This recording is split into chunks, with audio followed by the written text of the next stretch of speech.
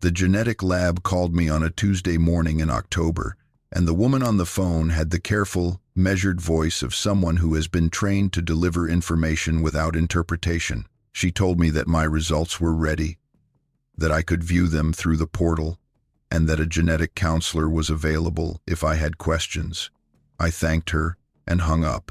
Then I sat at my kitchen table in Harlan, Kentucky, and I did not move for a long time.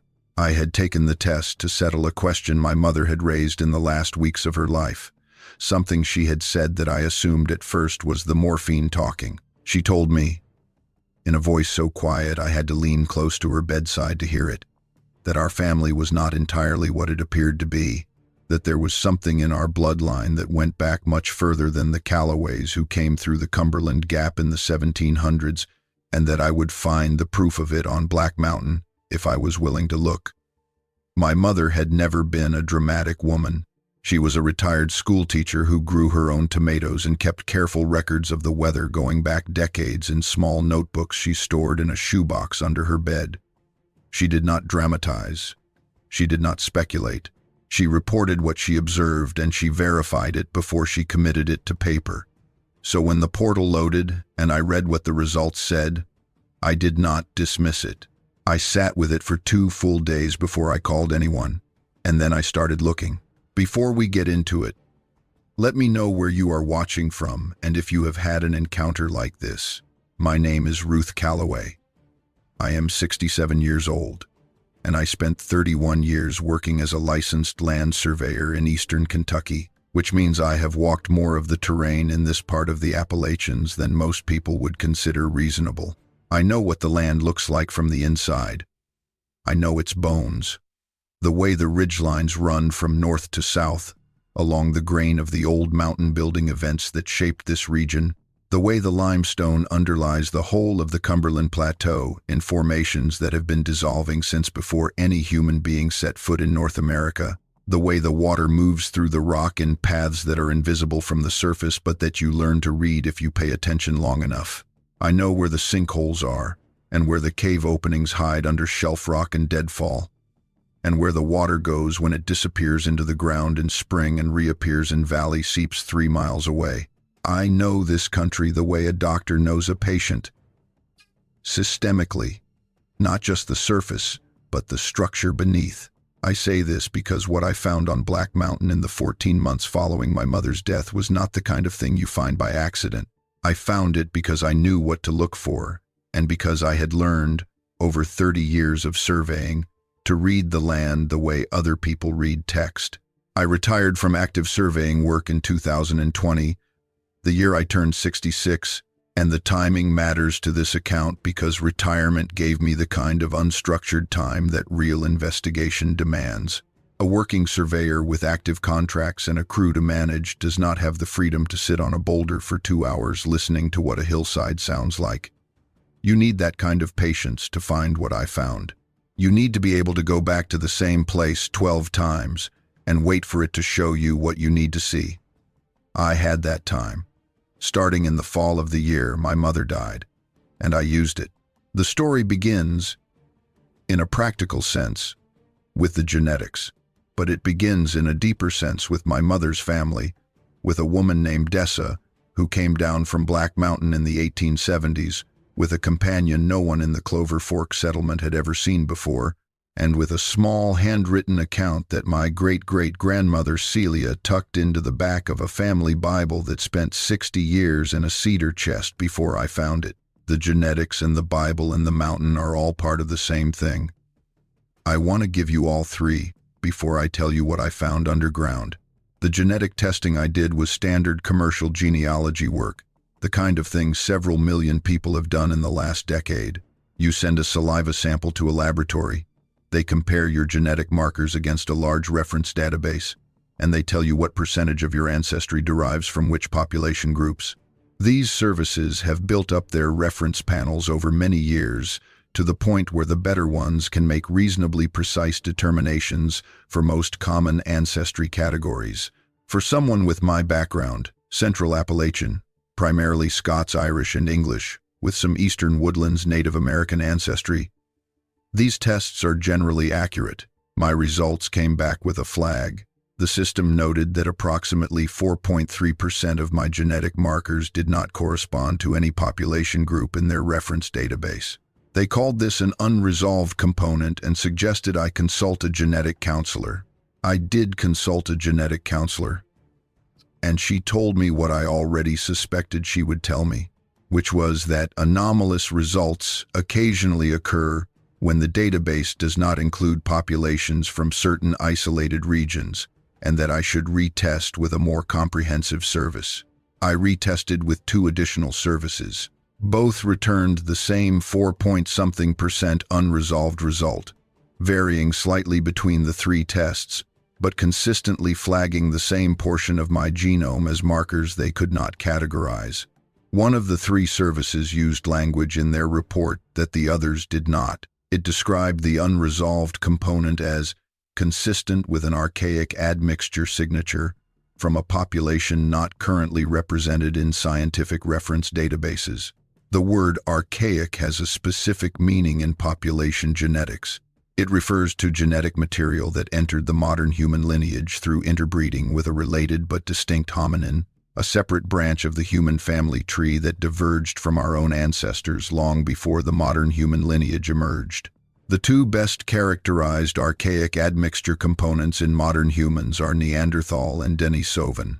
Most people of non-African ancestry carry 1 to 4% Neanderthal DNA, a legacy of interbreeding events that happened tens of thousands of years ago. A smaller proportion of people, primarily those with Southeast Asian, Melanesian, or Aboriginal Australian ancestry, carry some percentage of Denisovan DNA.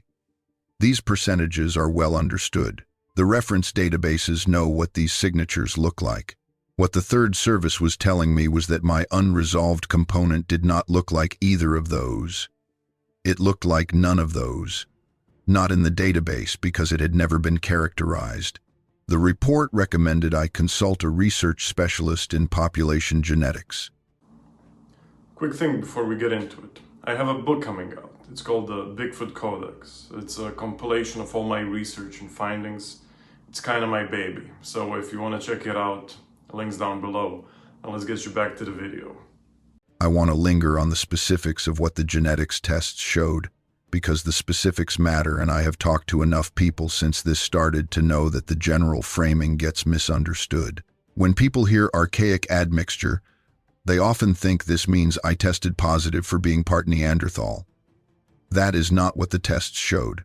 Neanderthal admixture is well understood by the testing services, and all 3 tests I took were able to determine my Neanderthal percentage with reasonable confidence, which is in the normal human range, between 1 and 2%. The anomalous 4.3% is in addition to and separate from the Neanderthal component. It is markers the tests could see clearly enough to flag but not categorize. It occupies a specific and consistent portion of my genome across 3 tests using different methodologies, which means it is not noise or artifact. It is real. It is there. And no one in the scientific community currently has a reference genome to compare it to. The population geneticist at the University of Kentucky told me in our most recent call that she has been working with a colleague in Germany who specializes in ancient DNA. She said that when she described the markers to him without providing any context about who I was or where I was from, his initial response was that the profile reminded him of certain uncharacterized ancient samples recovered from Pleistocene-era sites in North America, samples from the period before the last glacial maximum that have been difficult to assign to any known population. She said he was intrigued. She said she was going to send him the data. I asked her what that might mean if the comparison bore out. She was quiet for a moment and then said it would mean the lineage carrying these markers had been in North America for a very, very long time, longer than any currently recognized human population. I have thought about that conversation many times since she called. Longer than any currently recognized human population. What that phrase means, if it bears out, is that whatever Dessa came from, whatever companion carried her down from the mountain to the settlement on Clover Fork in 1872, Whatever has been living in those limestone chambers under Black Mountain has roots in this continent that predate the arrival of the first people who crossed the Bering Land Bridge into North America roughly 15,000 to 20,000 years ago. Whatever lineage I carry, wherever that 4.3% came from, it has been here longer than the oldest human settlements archaeologists have found in the Americas. I am not a scientist, and I want to be careful not to overstate what I understand about any of this. But that is the direction the evidence is pointing, and I think you deserve to hear it stated plainly rather than implied. Now let me tell you what the Clover Fork community actually knew about Dessa in the years before Celia wrote her account, because I tracked down some of that additional history in the courthouse records and in the minutes of the First Baptist Church of Clover Fork, which were kept by the church secretary from its founding in 1868 and which reside in a fireproof cabinet at the current church building on the main road. The minutes mention Dessa Huff by name twice. The first mention is in 1879, when she is listed among the recipients of a community assistance fund that was set up to help families affected by a flooding of the Clover Fork tributary that destroyed several homes. The note next to her name says she declined the assistance, citing that she and Josiah had managed the flooding without loss, which was remarkable given that the Huff property was in a low-lying area that other records indicate was significantly affected. The second mention is in 1884, when the church minutes record a brief discussion among the congregation elders about a woman who had been seen walking on the ridge above the community in the early morning hours on multiple occasions. The description matches Dessa. The elders discussed whether to speak to her about it and concluded there was nothing improper about a woman walking the ridge before dawn, though the tone of the record suggests some members of the congregation found it peculiar. Dessa is noted as having explained, when asked, that she was checking on something. The elders did not press her further. Checking on something. I have thought about those words many times since I read that record. Checking on something on the ridge above Clover Fork, before dawn. In the years when the community was filling in around the base of Black Mountain, Dessa knew where the entrance was. She had come down through it, or near it, in 1872. She had been below. She knew what was there, and she went back, not all the way, not into the mountain, but to the edge, to the ridge where the light would have let her be seen from below if anyone was watching from the surface. She was maintaining contact of some kind, or trying to. She was a connector, standing between two worlds, doing what connectors do. My great-great-grandmother was not simply someone who had been brought down from the mountain by a companion she was close to. She was the living bridge between that mountain and the settlement, and she maintained that role across the years she spent in the community. I think about what that cost her. She lived among people who could not know what she was, who commented on her warmth and her size and her odd accent, who found her remarkable and perhaps slightly unsettling in the way that people who are different tend to unsettle communities that are small and inward-looking. She raised 4 children in that settlement, children who carried her traits to varying degrees, who were perhaps slightly taller or slightly warmer or slightly harder to hurt than their neighbors, and who had no framework for understanding why they were the way they were. And she walked the ridge before dawn, checking on something, keeping the connection alive. I think about her every time I drive up the access track to our parcel. I think about her when I am making my way through the broken terrain below the sandstone overhang toward the entrance gap. I think about her when I sit in the dark in the first chamber and wait for the air to tell me what it knows. In some sense, I am finishing what she started, or trying to. I am the person she built toward without knowing me, by making certain choices and living with the consequences of them across a long life in a community that would never fully understand her. I found a professor at the University of Kentucky whose research focused on population genetics and who agreed to speak with me after I described what I had. I will not give her name here because she has not yet published her findings. 2 weeks later, she called me back and told me, with careful professional restraint, that the unresolved component in my results was unlike anything she had personally encountered in her career. that it did not match any known archaic population signature in the literature she was familiar with, and that she would be interested in examining a fresh sample if I was willing to provide one. She is still analyzing the data. She calls me every 2 months to update me on where she is in the process, and the word she uses most in those calls is fascinating. She has not told me the results are a testing error. She has not told me the anomaly is insignificant. She is still working on it, and I am still waiting. That is the genetics piece. Now let me tell you about Dessa.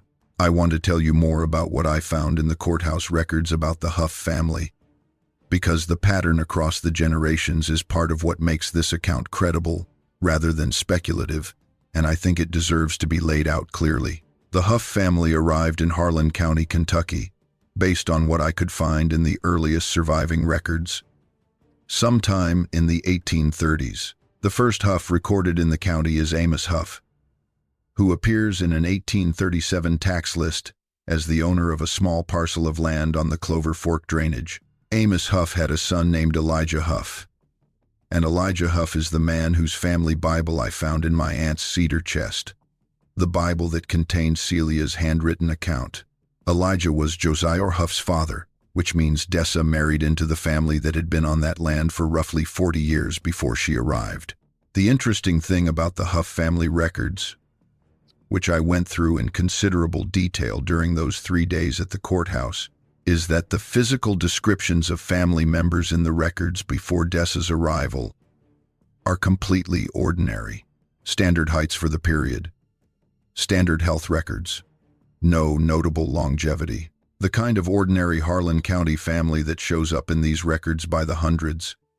After Dessa's arrival, and particularly after her children reached adulthood, the records begin to change. Not dramatically, because dramatic changes get noticed, and this was a community that was not supposed to notice. But the pattern is there, if you look for it. Celia Huff, as I mentioned, taught school until her early 80s and died at 97. Her siblings show similar, if somewhat less pronounced, longevity patterns. Her brother Marcus Huff, the eldest of Dessa's children, worked in the coal mines for 40 years and retired at the age of 68, which was unusual for a miner of that era, most of whom were physically destroyed by their 60s. He died at 84. Her sister, Prudence Huff, married a man named Cantrell and raised 7 children in a period of significant hardship, and appears in county records repeatedly over her long life. The last record I could find being a property tax payment in 1940, when she would have been in her early 80s. And then there is Leola Huff, my great-grandmother, who survived the logging accident in 1942 that killed 2 men.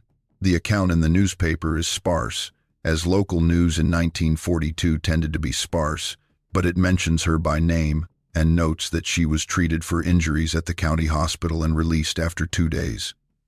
2 days. After being pinned under a section of timber for 4 hours. The account includes a quote from the treating physician, who describes her recovery as exceptional and her condition as remarkably good given the circumstances. He uses the word remarkably twice in 2 sentences, which suggests he was genuinely struck by it. Leola had my mother Agnes, and Agnes had me, and here I am, 67 years old, with bones that my doctor says belong to a woman 30 years younger and a body temperature that I have been told by multiple physicians over the years is a medical curiosity. The pattern across the generations is not subtle once you know to look for it. Dessa brought something into the Huff bloodline that has persisted across 5 generations with decreasing intensity, which is consistent with how inherited traits work in biology. The signal gets diluted with each successive generation that introduces non-carrier genetics through marriage. But 4.3% of my genome still carries the unresolved signature, and the physical traits are still there, muted compared to what Celia described about Dessa, but still measurable.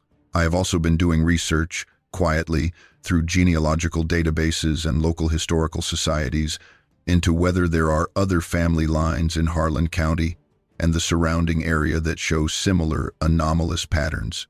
What I have found so far is suggestive but not conclusive. which is the most I can say, honestly. There are 4 or 5 other families in the historical record of this corner of Kentucky whose generational health patterns look unusual in ways similar to the Huff line.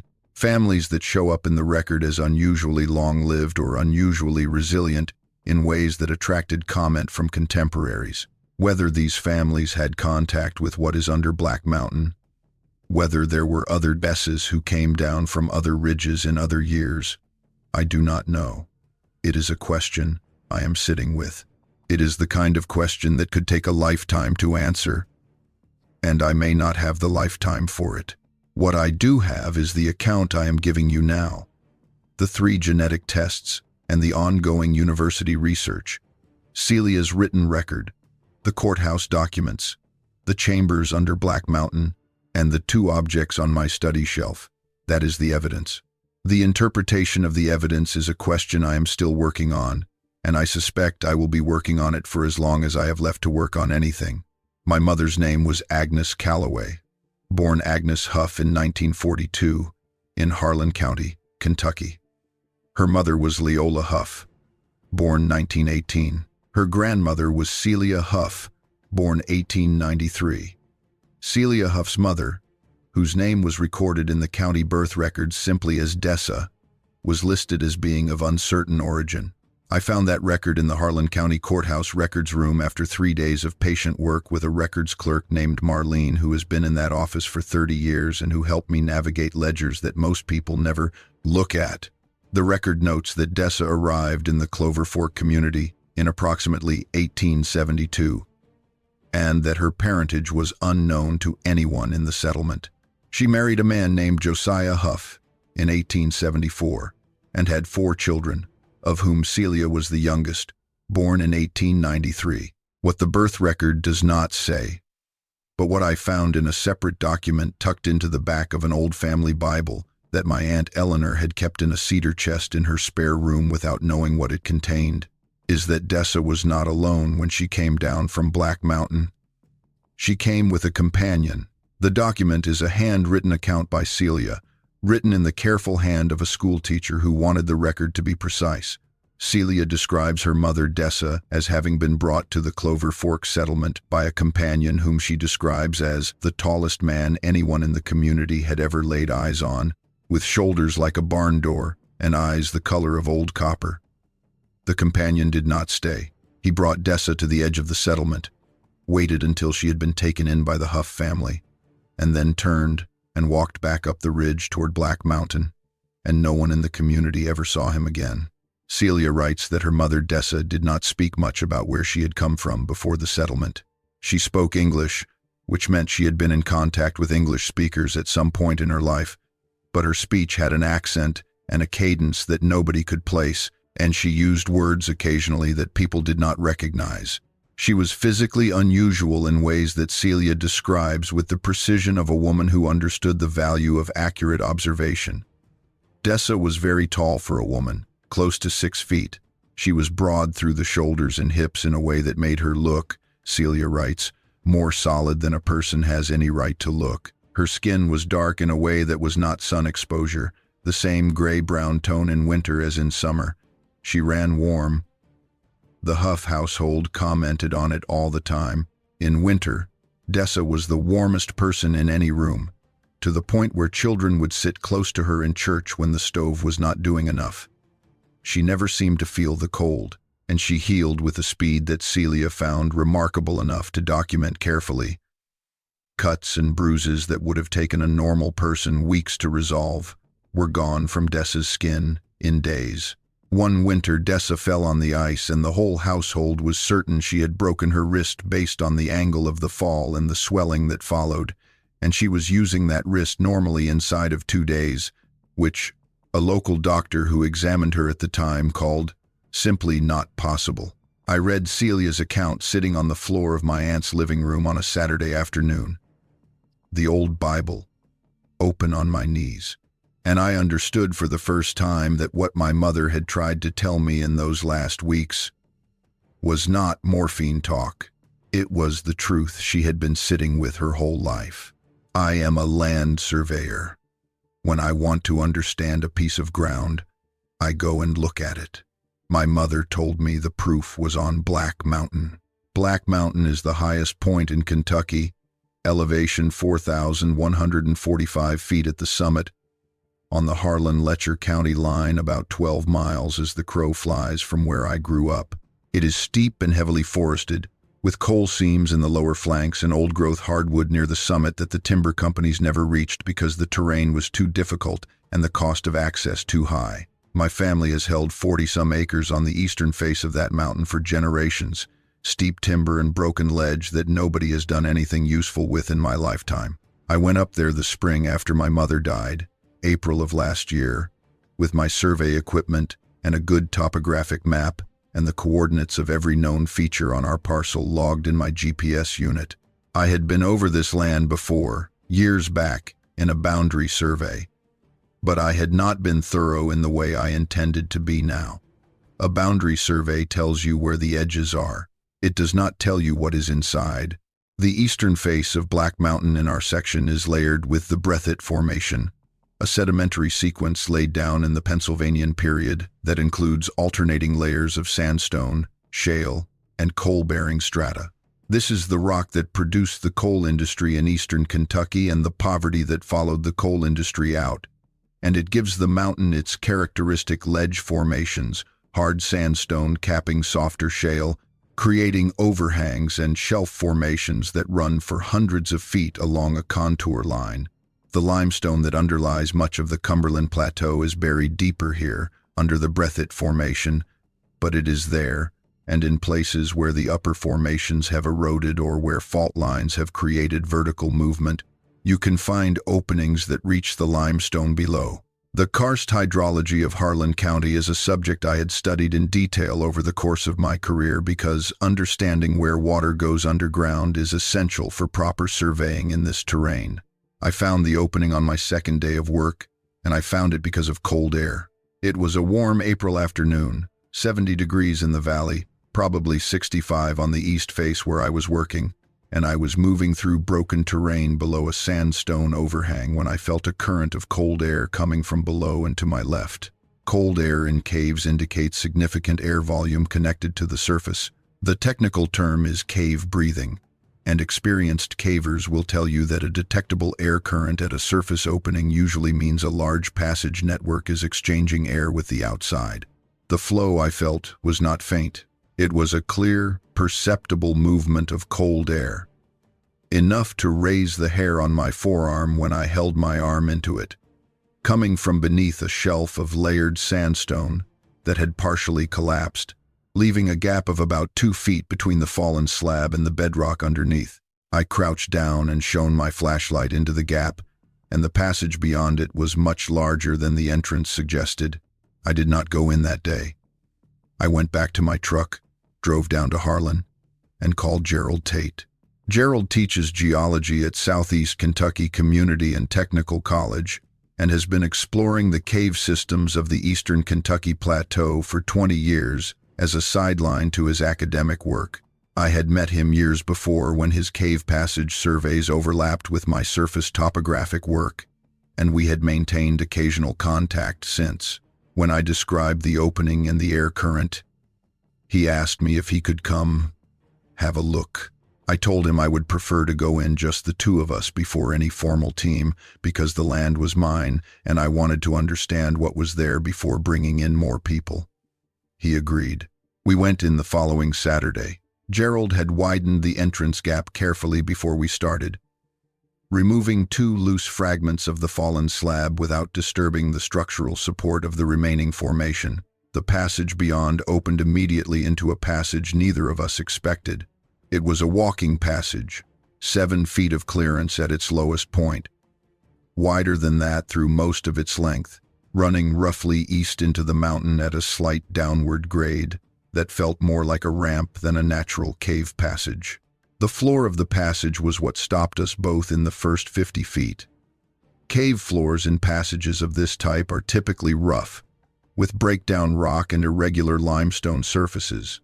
The center of this floor was smooth, not smooth the way flowstone is smooth, which has a rounded, dripstone quality to it. Smooth in the way stone gets smooth when it has been walked on, regularly, for a very long time. The wear extended several inches into the surface of the limestone. Whatever had created that smoothing had been doing so for centuries. Gerald crouched down and ran his hand along the center of the floor and then looked up at me. He said the wear was consistent with bipedal passage and that his estimate, based on the depth of the smoothing in the limestone and the rate at which foot traffic produces that kind of wear, was that the passage had been in regular use for several centuries at minimum. I asked him if he was certain. He said he was as certain as he could be without laboratory surface analysis, and that it was his professional judgment. We walked on. The first chamber opened about 350 feet from the entrance, large enough that both our headlamps together did not initially reach the far wall. As we moved through it, the features resolved one by one in our lights. Along the walls, recessed into natural alcoves in the limestone that water had carved over geological time, there were sleeping structures. 7 of them. Each alcove had a floor covering of layered material, a pad built up over decades of renewal, with older composted material at the bottom and fresh dry vegetation laid in above. The pads were large, each one sized for a person of substantially above average height and built with room to move comfortably. All 7 had been renewed recently. Gerald examined each one and told me the top layer of vegetation had been placed within the last several months. The material was dry but not brittle, meaning it had been gathered during the growing season and had dried in the cave environment since. Someone had maintained these sleeping places well into the past year. Along the far wall, a section of flat limestone had been worked to create a series of platforms at different heights, rough but clearly intentional. On these platforms there were objects. Stones arranged in careful groupings, pieces of worked bone, folded animal hide cured to suppleness, and in the center of the highest platform, 2 round stones placed side by side, touching, facing the same direction. They had the look of things placed with purpose and left undisturbed for a long time before our arrival. Gerald stood looking at the platform objects for a long time. Then he said he had explored caves in eastern Kentucky for 20 years and had never seen anything like this. He said the alcove structures were constructed sleeping platforms, deliberate and maintained. He said the platform objects showed evidence of both intentional manufacture and intentional arrangement. He said all of this in the flat, careful voice of a scientist processing information that did not fit his existing framework. We explored 3 more connected chambers that day. The second was smaller and appeared to function as a storage area, with dried materials stacked along one wall in an organized manner. The third had a natural spring seep along its eastern wall, water collecting in a natural basin that showed the wear of regular visitation around its edges. The fourth chamber was the largest, perhaps 50 feet across, and its back wall was marked, not painted in an artistic sense. The marks had been applied in a dark substance, charcoal or manganese dioxide, in a pattern that covered an area of the wall approximately 6 feet wide and 4 feet high. The pattern consisted of parallel horizontal lines at even intervals, intersected at regular intervals by shorter diagonal marks, all at the same angle, creating a grid-like regularity that was clearly not accidental. Gerald counted 42 horizontal lines. The lowest marks were at about 5 feet from the floor. The highest were at about 9 feet. To reach that height without climbing equipment, whatever made those marks had a vertical reach of 9 feet or more. We came back out into the late afternoon light and sat on a boulder and did not speak for a while. What we talked about eventually was what to do. Gerald's instinct was to report the find through proper channels. Archaeological sites of this significance have protocols. I told him I needed time first, that the land was in my family and the find had dimensions I needed to work through before I could think about institutional involvement. He gave me until the following spring. He is a patient man with professional obligations, and that arrangement is approaching its end, which is part of why I am telling this story now. I went back alone 10 days after that first exploration. not to examine anything. To sit. I turned off my headlamp after entering the first chamber and sat in complete cave darkness for 40 minutes, listening to water move through limestone, listening to the faint movements of air through the passage system, letting the cave become familiar. When I turned my headlamp back on to leave, I noticed that one of the 2 round stones on the central platform had been moved. It had been shifted about 2 inches to the right, creating a small gap between the pair. The rest of the platform was undisturbed. I stood looking at it for a long time.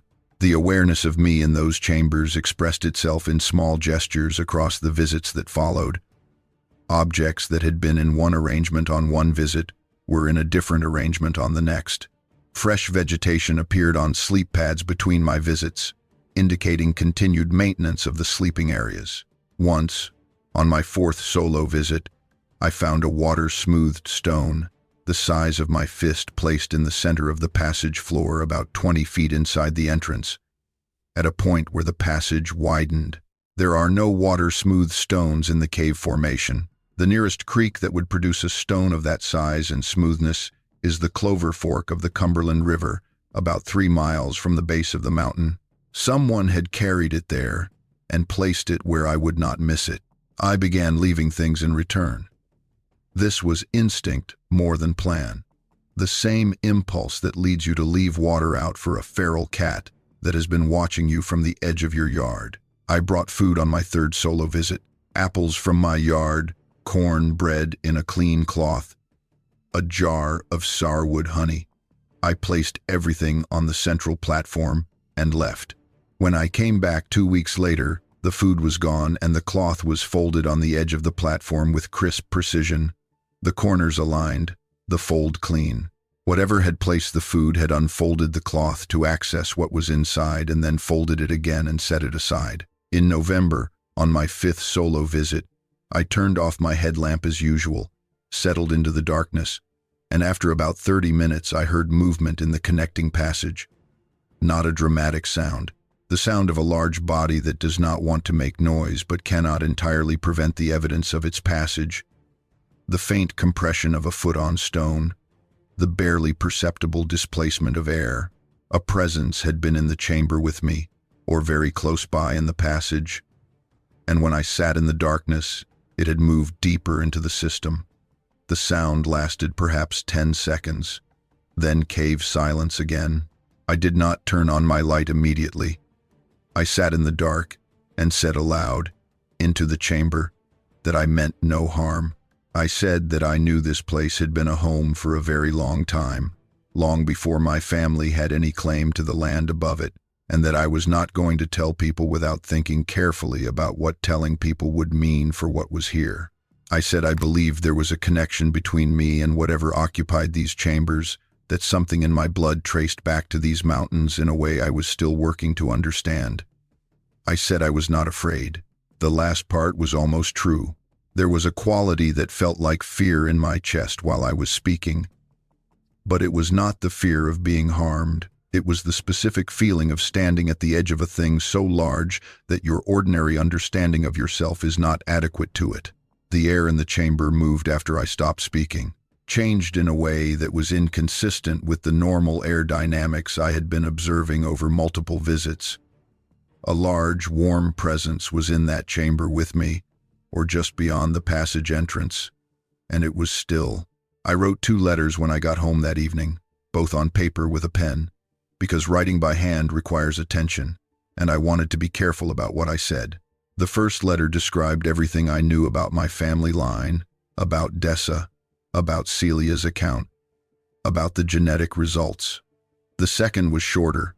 It said that the land above the cave was mine as long as I was alive, and that I would make sure no one disturbed these chambers without my knowledge and consent, and that I considered what used them to be the senior tenant of this land, with a claim that preceded and superseded mine by many generations.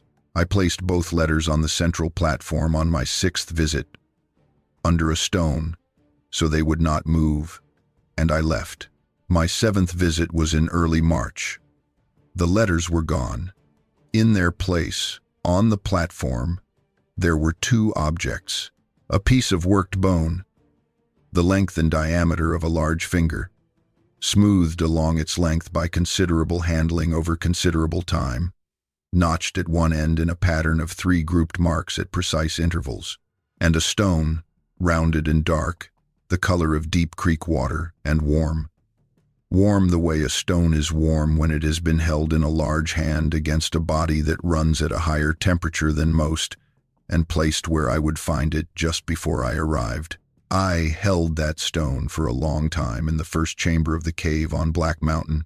I thought about Dessa coming down from this mountain 150 years ago.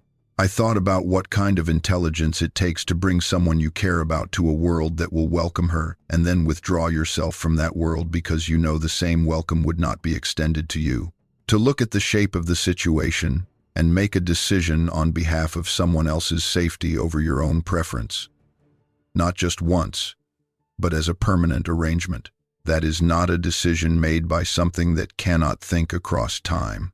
That is the decision of a mind that understands the long arc of things. I carry the bone and the stone on the shelf in my study, next to the window that looks toward the ridgeline. I look at them every morning. There are things about my own body that belong in this account. I am 67 years old and in significantly better health than standard actuarial tables suggest I should be in. My bone density, measured at my last physical, was in the range typical for a woman in her mid-30s. My doctor commented on it and asked about my exercise regimen. I exercise regularly, but I am not an athlete, and bone density of this kind is not something exercise explains at my age. It has been high since the first time it was measured, when I was in my 40s, and it has declined far more slowly than the standard curve for postmenopausal women. My healing rate is similarly anomalous. I have not had a broken bone in 67 years of active outdoor work. I have taken antibiotics 4 times in my life. Cuts and bruises resolve in days rather than weeks. I run warm. My normal body temperature is 99.2 degrees, elevated enough that doctors have investigated it over the years and found no underlying explanation, no inflammatory condition, no thyroid dysfunction. My body simply maintains a higher baseline than most people, consistently since the first time it was measured. These are the same traits that run through the women of my family, as far back as I can trace them. Leola Huff, my great-grandmother, survived a logging accident in 1942 that killed 2 men and left her pinned under timber for 4 hours, from which she emerged with injuries. Her treating physician documented as confusing in their mildness, given what she had been through. Celia Huff taught school in Harlan County into her early 80s and died at 97. And Dessa, who fell on the ice and was functional 2 days later, who ran warm enough that children sat close to her in winter, who looked more solid than a person has a right to look. The 4.3%. Whatever it codes for in my genome, I think I am looking at some of its expression in the mirror every morning, and in the medical records my doctor has been puzzled by for 20 years. Let me tell you more about the cave itself, because I think the physical details matter, and I want you to be able to picture it. The entrance gap is on the east-facing slope of the mountain, at an elevation of approximately 3,200 feet, which puts it about 900 feet below the summit. The gap itself is not easily visible from any distance. The fallen sandstone slab that created it is partially covered by a growth of Virginia creeper and some young striped maple that have rooted in the crack between the slab and the surrounding stone, and the gap opens downward at an angle that directs your eye away from it if you are not looking specifically for it. I found it because I was looking for air movement. If I had been doing a standard boundary survey, I would have passed within 30 feet of it without noticing anything unusual. The entrance passage descends at a grade of about 1 foot of elevation change for every 10 feet of horizontal travel, which is gentle enough to walk without difficulty, but steep enough to give you the sense that you are moving into the earth rather than along it. The floor of the passage, once you get past the first 30 feet where the breakdown rock from the entrance is scattered, becomes the smoothed limestone that Gerald identified as evidence of long use. The smoothing is most pronounced in the center of the passage and fades toward the walls, which is consistent with foot traffic that moves in a consistent path rather than ranging across the full width of the floor. The path is about 3 feet wide at its narrowest worn section, which is wider than you would expect for human-proportioned bipedal traffic, but not wildly so. The walls of the passage show evidence of modification in a few places.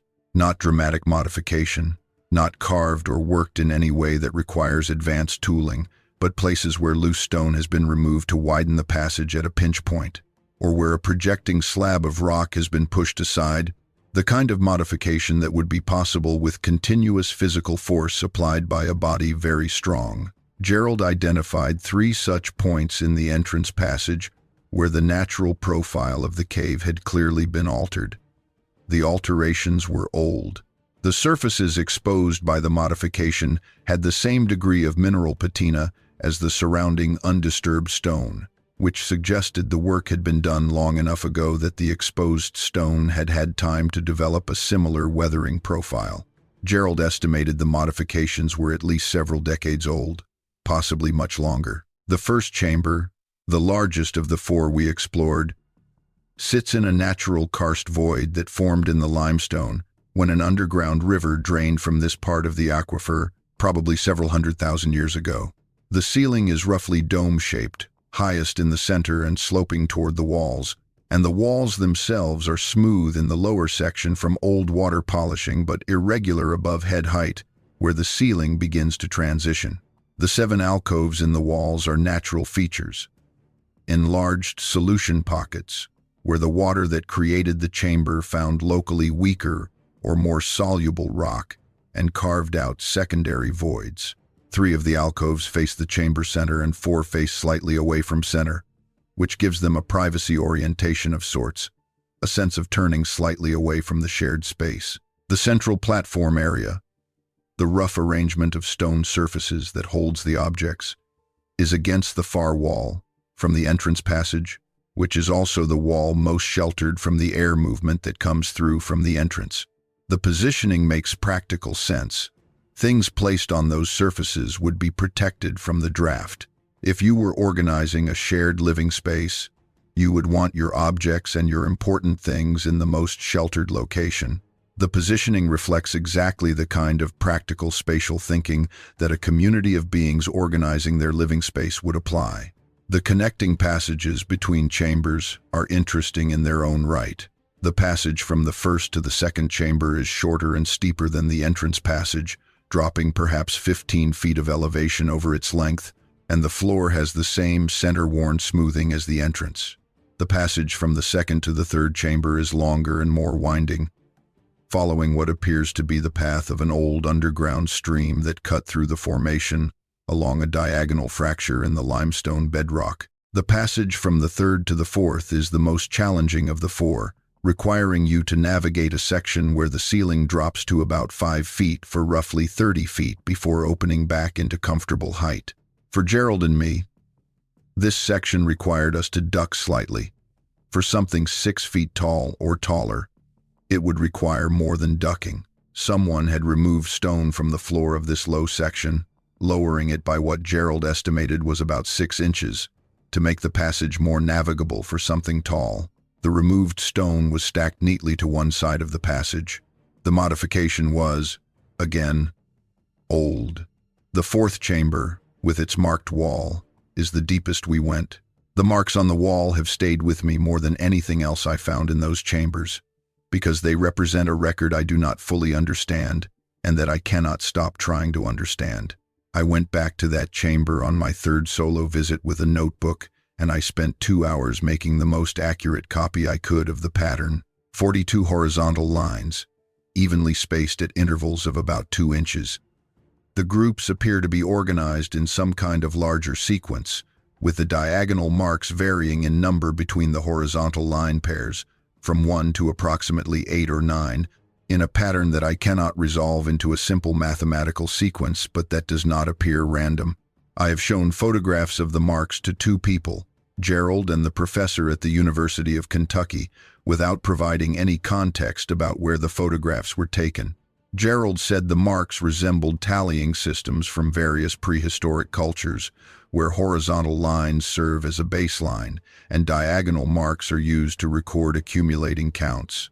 He said the regularity of the spacing and the organization of the diagonal marks into groups suggested a recording system of some kind rather than random decoration.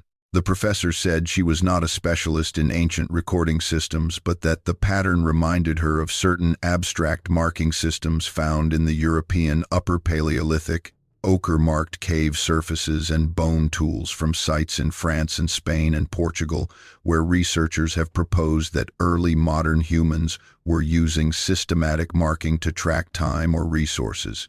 She said she could not draw any conclusions from photographs alone, and that a proper analysis would require in-person examination by someone with expertise in prehistoric recording systems.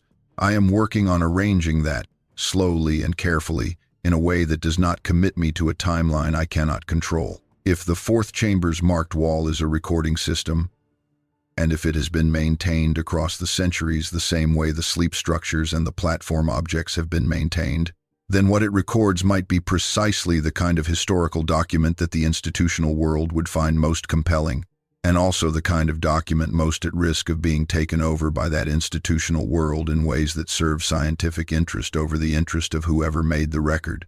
That tension between the scientific value of what is in those chambers and the right of whoever lives there to have their home and their records left in their control is something I think about a great deal. I have not resolved it.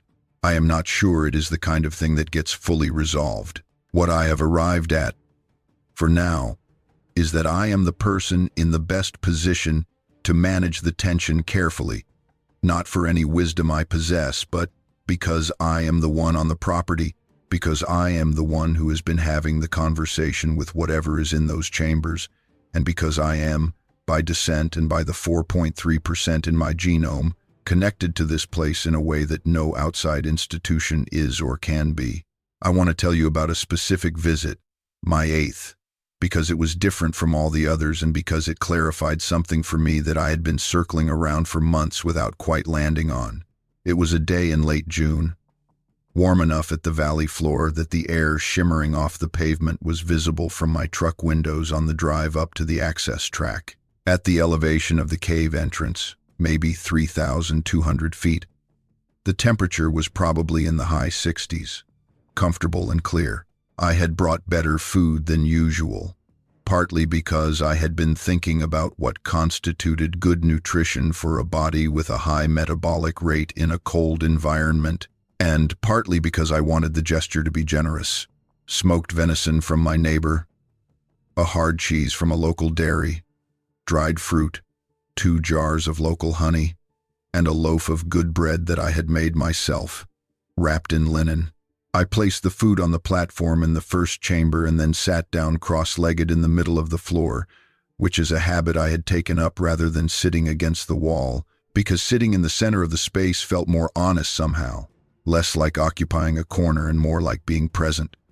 I turned off my headlamp. The darkness came down complete and total, as it always does in a cave, and I settled into it. I had been sitting in the dark for perhaps 20 minutes when I heard something that I had not heard in any previous visit. It came from the direction of the far wall, where the platform is, and it was a sound I can only describe as a sound of consideration, not a word, not anything that could be called speech in the human sense, but a low vocalization, not quite a hum, and not quite a rumble, in a frequency so deep I felt it as much as heard it, lasting for perhaps 3 or 4 seconds and then stopping. Then, after a pause of perhaps a minute, it came again. Same frequency, same duration. Then, silence. I did not move. I did not speak. I sat in the darkness and I felt the vibration of that sound in the floor beneath me and in my chest. And I thought about what Gerald had told me about the air volume in the cave system, that it suggested passages large enough to create significant resonance, and I thought about what it would sound like to hear a very large chest cavity produce sound in a space designed by its geology to amplify low frequencies. The cave is a speaker, in a sense, a chamber built to carry low sound, and whatever produced that sound was using it as such, whether intentionally or simply as a function of its physiology. After the second repetition of the sound, I spoke. I said that I heard it. I said that I was not going anywhere and there was no need to worry about me. I said I had brought food, as I had before, and that I would leave it the same way I had left it before and come back to see what came of it. I said all of this quietly, in the cadence I had been developing over the months of visits, the specific register of someone talking to someone they cannot quite see but who they know is listening. After I finished speaking, there was another pause. Then the sound came a third time, longer than the first two, perhaps 6 or 7 seconds, and at the end of it there was a change in the frequency, a slight rise in the pitch that had the quality of a question, or at least of something that was not a statement. I do not want to overclaim about what I was hearing. I am not a linguist, and I am not a primatologist. I am a land surveyor from Harlan, Kentucky, sitting in the dark, in a cave on the family property. But I have been around enough people to know when a vocalization has a shape that indicates a question versus a statement. And what I heard had that shape. I said that I was still here and that I intended to keep coming back. I said that as long as I was alive and this land was mine, what was in these chambers was protected. I said that I did not know exactly what we were to each other, meaning the people above the mountain and the people below it, but that I thought the connection was real and that I was trying to honor it. I said I was sorry that Dessa had left and had not come back, or that whoever had come back had not been able to stay. I said that I was here now. The air in the chamber changed after I said that. The quality of the darkness changed in the way darkness changes when a very large body is very close to you in it. The air pressure slightly different, the temperature slightly warmer. A presence had moved from the far wall toward the center of the chamber, toward where I was sitting. I could feel the presence the way you feel the presence of a large body in a dark room, not with any specific sense, but with the aggregate of all your senses, registering a change in the environment around you. I sat very still. The presence stayed for what I estimate was 2 to 3 minutes. Then it moved, slowly and with the same care for quietness that I had heard on previous visits, back toward the far wall, and then into the connecting passage toward the deeper chambers. I heard it go, the faint sounds of its passage receding, and then I was alone in the first chamber again. I turned my headlamp on and looked at the platform. The food I had placed there had not been touched, but beside the food, placed with precision on the edge of the platform surface closest to where I had been sitting, there was a pine cone. Not a Kentucky pine cone, because there are no pines native to the immediate area of Black Mountain where these cave systems open. The slopes above the cave entrance are hardwood, oak and maple, and tulip poplar and hickory. The pine cone was from a Virginia pine, Pinus virginiana, which does grow in eastern Kentucky but not in the immediate vicinity of our parcel. It was large and fresh, not dried out, the kind of pine cone that falls from a tree in the late summer or early fall. Someone had carried it some distance to place it there. I picked it up carefully and looked at it for a long time in the beam of my headlamp. Then I placed it back exactly where I had found it. I had a sense, not articulable but strong, that it would be wrong to take it with me, that the pine cone was not a gift, the way the warm stone had been a gift. The pine cone was something else, a marker or a symbol, or a response to something I had said that I could not yet decode. I have been back 3 times since that visit, and the pine cone is still on the platform, undisturbed, exactly where it was placed. The food I left that day was gone on my next visit. The cloth it was wrapped in was folded and set aside in the usual fashion, but the pine cone stayed. I think it is meant to stay. I think it is a record of something. The same way the marks on the 4th chamber wall are a record of something. And I think it was placed for me to see and think about rather than to take with me. I have spent considerable time thinking about what it might mean. I have not arrived at a conclusion. What I have arrived at is the understanding that the conversation in those chambers is more complex than an exchange of offerings and receipts. That there are dimensions of it I am not equipped to read yet, and that reading them will take more time and more visits and more patience than I have exercised so far. That is fine. I have patience. 31 years of land surveying, of walking the same difficult terrain again and again until it showed me what I needed to know, was good preparation for this kind of waiting. I want to give you a better sense of the geology, because understanding the geology helps explain why something could have been living in these mountains for as long as the evidence suggests. The Cumberland Plateau, which is the elevated terrain that covers most of southeastern Kentucky and extends into Tennessee and Virginia, is underlain by a thick sequence of Pennsylvanian-age sedimentary rock that was deposited in a shallow tropical sea and later coal swamp environment roughly 300 million years ago. Above that Pennsylvanian sequence, in the area around Black Mountain and the Harlan County coal fields, lies the Breathitt Formation, which is the sandstone, shale, and coal-bearing rock that produced the mining industry in this region. The Breathitt Formation is not especially cave-forming rock. It does not dissolve readily in groundwater, but beneath it, in the deeper structural basement of the plateau, lies older limestone from the Mississippian period, roughly 340 million years old, and that limestone is extremely cave-forming. The karst development in this limestone has been proceeding for tens of millions of years, since the plateau began to be uplifted and the regional drainage reorganized to expose the limestone to groundwater dissolution. The result is an extensive cave system that underlies large portions of the Cumberland Plateau at depths ranging from a few dozen feet to several hundred feet below the surface. The best-known expression of this cave system is Mammoth Cave in Warren County, Kentucky, which is the longest-known cave in the world, at over 400 miles of mapped passage. But the same limestone formation that produced Mammoth Cave extends throughout central and eastern Kentucky, and the cave systems it has created extend far beyond what has been mapped. The cave beneath our parcel on Black Mountain is almost certainly connected to this broader regional cave system, though the specific connections would require significant exploration to document. Gerald's estimate, based on the direction of the passages we explored and the hydrological gradient of the local drainage, is that the main passage system runs roughly southwestward under the summit ridge and may connect to known cave systems in the Pine Mountain area, some miles to the northwest. If that connection exists, the extent of the habitable cave environment in this region is substantially larger than the 4 chambers we explored. What this means practically is that the population that has been using these caves has had access to a much larger underground territory than what I have seen. The first chamber, with its 7 sleeping alcoves, may be only one node in a network of inhabited spaces that extends through miles of passage.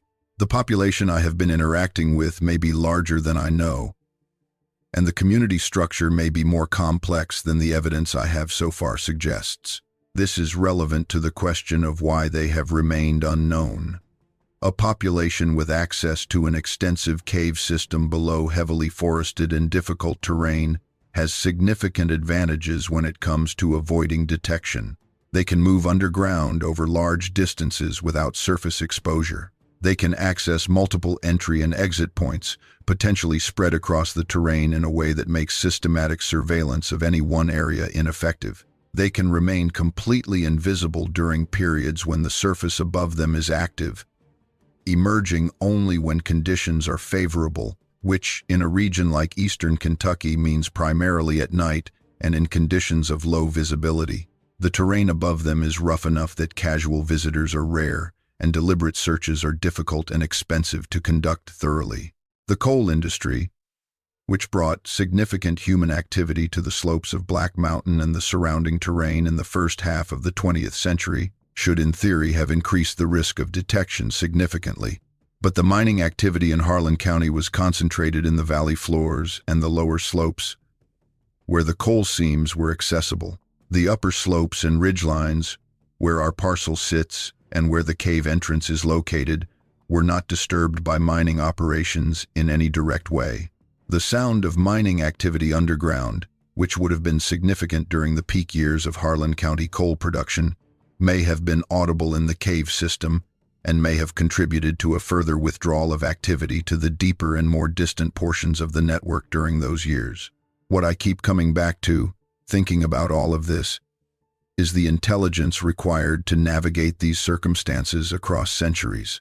To understand that the surface world was changing around you and to adjust your behavior accordingly. To understand that certain periods required deeper concealment and others allowed more freedom of movement.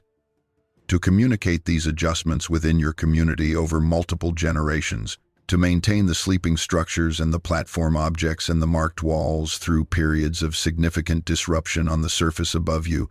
This is not the behavior of an animal simply hiding instinctively. This is the behavior of a population making strategic decisions about its survival across time, with deliberate intention, and then, at some point, to make the decision that Dessa represented. To bring a person of your own down from the mountain and leave her in the settlement, knowing that the connection you were making was permanent and that the person you were leaving could never fully explain herself to the people she was living among. That decision had to have been considered at a community level, not just by Dessa's companion but by whoever had authority in that community over matters of this significance. The decision to place one of your own people in permanent contact with the surface world, knowing what the risks were, knowing what would be lost and what might be gained, is not a decision any individual makes alone. It is a community decision, a strategic decision, a decision about the future. I think about the people in those chambers making that decision. I think about what they knew and what they were hoping for. I do not know if what they hoped for is what they got. Whether having my family on the land above them for 150 years has served their interests in any meaningful way. I have not protected them well.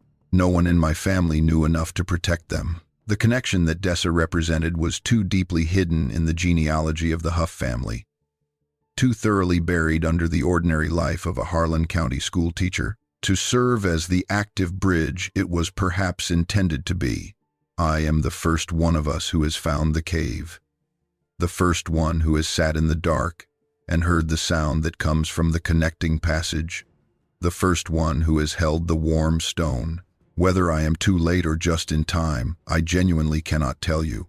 What I can tell you is that I am here, and I intend to continue being here, and that the conversation I have started in those chambers is the most important thing I have done in 67 years. Gerald is still patient, but I can hear the patience thinning when we talk. He has professional obligations, and the find in those chambers is genuinely significant by any scientific standard, not just for what it means biologically, but for what the marked wall in the fourth chamber might mean historically, culturally, in terms of our understanding of what has been in these mountains. He has asked me repeatedly what the end game looks like. I have told him honestly that I do not know, but that I believe it needs to involve some form of input from the other party, from whatever is using those chambers.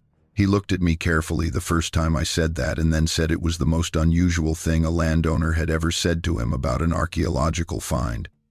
I told him my circumstances were unusual.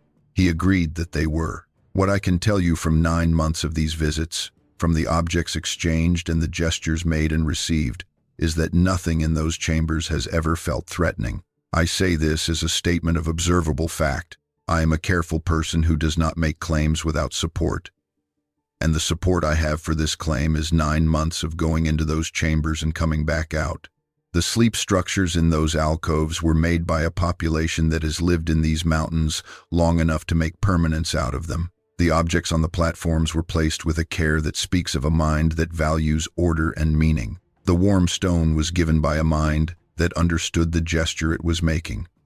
A being that could receive a folded cloth as an offering and return a folded cloth as acknowledgement. The intelligence required to maintain invisibility across centuries in a world that has been filling in around you is not small.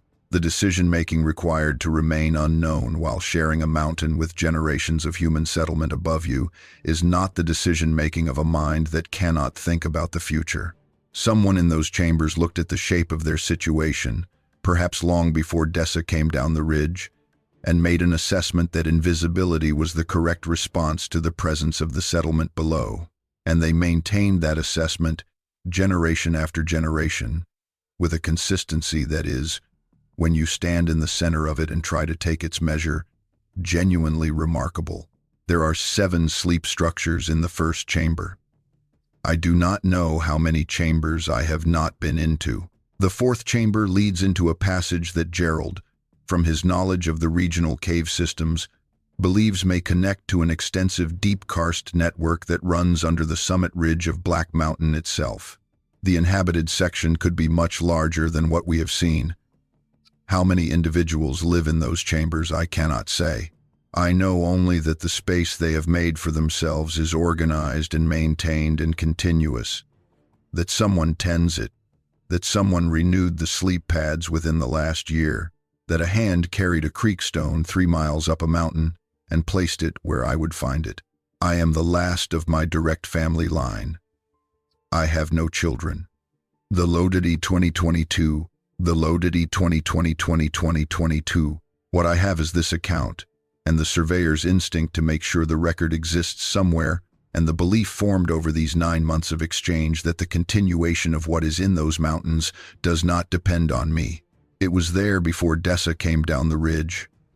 It was there before the coal companies arrived, and before the roads, and before the settlement. It is there now, and it will be there after I am gone, as long as the mountain stands. I am going back in May. The access track will have dried enough that my truck can make it, and the wildflowers will be coming in on the east face, trillium and bloodroot in the shaded limestone outcrops. I will bring food, better food this time, because I have been thinking about what is practical and nutritious to leave in a cave environment. I will turn my headlamp off after I enter the first chamber. I will sit in the dark and wait and listen and let the cave say what it has to say. What I hope for, in a general sense, is that whatever process has been started in those chambers by the exchange of letters and bone and stone can continue without being interrupted by the institutional machinery of academic archaeology and media attention before whatever is in those chambers has had time to make its own assessment of what it wants. That is an unusual thing to hope for. I know it is unusual. I also think it is the right thing to hope for. And I say so as someone who spent 30 years studying land, understanding that what looks like empty ground almost never is, that the question of who was there before you is always worth asking and almost always returns an answer you did not expect. The mountain has been holding this secret for a very long time. The kind of patience required to hold a secret for that long is not something I can fully imagine. But I carry 4.3% of something in my blood that connects me to that patience. And I am trying to honor that connection by not rushing what should not be rushed. I want to tell you about a conversation I had with my Aunt Eleanor about 3 months before she died, which was about 8 months before my mother died, and which I did not understand at the time, but which I have since returned to many times. Aunt Eleanor was my mother's first cousin, technically, though we all called her aunt because she was 20 years older than my mother and had always occupied an aunt-shaped place in our family. She was Leola Huff's granddaughter by a different line, not my mother's direct line, but close enough that the family resemblance was strong. Eleanor was 84 when she died, sharp-minded to the end, living alone in the house on Clover Fork Road that she had lived in for 50 years. I went to see her about a property boundary question, a routine professional matter, and after we had handled the professional part of the visit, she asked me to stay for coffee, which she made strong and served with a slice of the apple cake she made every fall from the tree in her yard. We were sitting at her kitchen table with our coffee when she asked me, without any preamble, whether I had ever had the feeling that I was being watched from the mountain. I told her I did not know what she meant. She looked at me with those dark Huff eyes for a long moment, and then she said that her grandmother Leola had told her, when Eleanor was a young woman, that there were people on the mountain who had always been on the mountain, and that the Huff family had a connection to those people that was older than the county and older than the settlement and older than anything written down in a courthouse. She said Leola had told her this once and only once, and had made her promise not to ask about it again, which Eleanor had honored. She said she was telling me now because she was 84 years old and she did not want to take the information to her grave without giving it to someone who might do something with it. I asked her if she knew where the connection came from, whether she knew about Dessa and Dessa's companion. She said she knew the name. She said Leola had told her that Dessa was the link between the two sides of the family, the side that lived in the settlement and the side that lived in the mountain. She said Leola used that phrase, the two sides of the family, and had said it the way you say a fact, settled, rather than the way you say a speculation. I asked Eleanor if she had ever gone to the mountain looking for evidence of what Leola described. She shook her head and said she had thought about it many times over the years but had never been able to make herself do it. She said she thought the reason was that she did not trust herself to handle what she might find.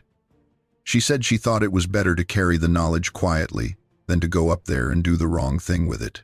I told her that was a reasonable position. She looked at me again with that long, measuring look, and then she said she did not think it was a reasonable position. She thought it was the position of a woman who was afraid, and that she hoped I was less afraid than she had been. I was less afraid. My position had less to do with being braver than my Aunt Eleanor, who was not a frightened woman by any measure I ever observed. I was less afraid because by the time she said that to me, I had already been thinking for months about the genetic test results and about Celia's account in the Bible, and I had arrived at a place where the idea of going to the mountain felt less like confronting an unknown than like completing a process that had been started long before I was born. Eleanor gave me the last piece I needed, confirmation from a second family line that the knowledge was real and had been transmitted across generations and was not the product of my own wishful interpretation of ambiguous evidence. I went up to Black Mountain for the first time 2 weeks after Eleanor died, before my mother died, before the genetic tests, before any of this had crystallized into what it has since become. I went in the early morning, walked the boundary of our parcel, and stood for a long time on the slope below the sandstone overhang looking at the terrain. I did not find the entrance that day. I found it the spring after my mother died, 8 months later, on my second serious attempt to look for it. But the first trip, the one after Eleanor's conversation, was where I began to understand that what I was looking for was real. Let me tell you about the objects on the platform in more detail, because I realize I have described them but not really conveyed what it feels like to be in the presence of things that have been placed with intention by hands you cannot see, by a mind that has been making its decisions in the dark for longer than your family has been on this continent. The worked bone piece is about 7 inches long. The bone itself is dense and very smooth, worn smooth in the way that things get worn when they are handled over long periods. At one end, there are 3 sets of notches cut into the surface, each set consisting of between 3 and 7 marks, the number in each set different from the others and arranged in a pattern that I cannot read, but that is clearly a pattern, not random cutting. Gerald looked at photographs of it and said it resembled certain bone tool forms found at very old North American archaeological sites, though he cautioned that identifying a specific cultural affiliation from photographs was beyond his expertise. He suggested I show it to an archaeologist, which I have not done yet for the same reasons I have not done a lot of the things that would involve bringing outside experts into direct contact with the evidence. The stone is about the size of a large plum, rounded perfectly, dark gray in color with a slight sheen that indicates it spent a long time in running water before it was collected. It is heavier than it looks.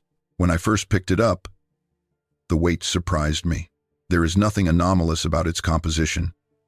It is just a very dense, water-smoothed stone. But it was warm when I first picked it up, and I have handled it enough times since that it is always warm now from my own handling, so I cannot replicate the original experience of encountering the warmth in it for the first time. What I can tell you is that the warmth I felt in that cave, in that chamber at 54 degrees Fahrenheit, in a stone that had been resting on a limestone surface, was not natural. It was the warmth of a body, of something large and warm-blooded that had been holding that stone against itself until shortly before I arrived. The timing of the placement tells me as much as the warmth does. To place a warm stone on a platform in a cold cave and have it still be warm when a human visitor arrives means the stone was placed within the last few minutes before the visitor enters the chamber. The passage from the entrance to the first chamber is about 350 feet and takes perhaps 3 to 4 minutes to walk at a normal pace. Whatever placed that stone knew I was coming, or anticipated my arrival closely enough to time the placement accurately. That requires awareness of the surface above the cave, an ability to track activity on the mountain, and make predictions about when a particular visitor will descend into the chamber. I have thought about how that awareness would work in practice, and the best explanation I have is that the sound of my truck on the access track carries down through the rock in ways that someone living below the surface, someone accustomed to reading the sounds of the mountain, would be able to hear and interpret. The access track is rough, and my truck is not quiet. The sound of it navigating the upper section of the track, close to the parking area at our boundary, would be distinctive and recognizable. I find this comforting rather than unsettling. It means I am being anticipated. It means the arrival of a specific person is a recognizable event, not a random disturbance. It means the relationship has developed to the point where the particular sound of my specific truck is something that registers differently from the sound of a stranger's vehicle or a random human visitor. Whether that is the right interpretation, I cannot prove, but it is the interpretation that is most consistent with the evidence I have accumulated across the 9 visits so far. I have also been thinking a great deal about what the exchange of objects means in terms of what each party understands about the other. When I placed Celia's account and the genetic report in letters on the platform, I was operating on the assumption that whatever received those letters could read them, or at minimum could receive the information in them through some process that I cannot specify, but that the warm stone and the bone tool suggest is possible. That assumption may be wrong. The written word as a communication medium is specific to human culture in a way that may not translate across the gap between my world and whatever world exists in those chambers. But the letters were received and acknowledged. That the acknowledgement was specific and considered rather than random suggests that whatever occurred when those letters were received, it was not indifferent. Something was communicated, even if the medium of that communication was not the text of the letters themselves, but some other quality of the objects, the care with which they were prepared, the specific nature of what I placed them with, the intent that accompanied the act of placing them. The pine cone, which I still have not touched and which remains on the platform where it was placed, is perhaps the piece of the exchange I understand least and think about most. Pine cones are not arbitrary objects in eastern Kentucky Appalachian context. They are the reproductive structure of coniferous trees.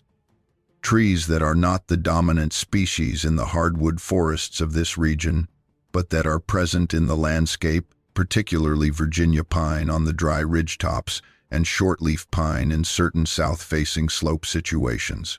A pine cone is a seasonal gift of the landscape, when you are present in the above-ground world as well as the underground one. Someone who moves between the cave system and the surface, who collects things from the surface and brings them underground, would encounter pine cones in the normal course of their movement through the terrain. The act of carrying one to the cave and placing it on the platform in response to what I had said specifically about Dessa not coming back, about Dessa's companion walking back up the ridge alone, is a kind of answer that I do not yet have the key to decode, but that feels like an answer. Like a word in a language I am still learning. I find myself learning. That is the phrase that keeps occurring to me when I try to describe where I am in this process. I am learning. I am learning the language of cold air and the placement of objects. I am learning the timing of the visits and the quality of the silences between sounds. I am learning what questions I can ask by the actions I take and what answers come back in the actions I find waiting for me. It is the slowest conversation I have ever had, and it is the most important one. My professional life was spent making things legible, taking the complicated three-dimensional reality of a piece of ground, all its angles and elevations and boundary markers and legal descriptions, and translating it into a document that another person could read and understand and act on. That is what a survey is, an act of translation between the complexity of the world and the legibility required for human institutions to engage with that complexity. What I am doing on Black Mountain feels like the same kind of work at a different scale. I am translating a reality that exists entirely outside the frameworks of human institution and human language into terms that can be communicated, held, eventually shared. I am very much at the beginning of that translation. I may not live to finish it, but the beginning matters, and I am making it as carefully as I know how. There are things about the mountain itself that I want to tell you, because the place is not just a location for this story.